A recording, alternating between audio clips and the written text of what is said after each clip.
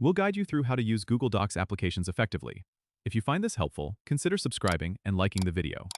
First, open your web browser and go to docs.google.com. You'll need to sign in with your Google account if you're not already logged in. Once you're on the Google Docs homepage, you can start by creating a new document. Click on the plus icon labeled blank to open a new document. This is your blank canvas where you can type, format, and edit your text. On the top menu, you'll find options like File, Edit, and View. Click on File to begin with basic document settings, such as renaming your document or downloading it in various formats like PDF or Word. The toolbar below the menu has formatting options for fonts, text size, and style.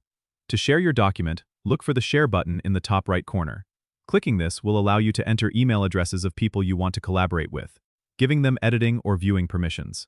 You can also generate a shareable link. If you want to insert images, tables, or drawings, use the Insert menu.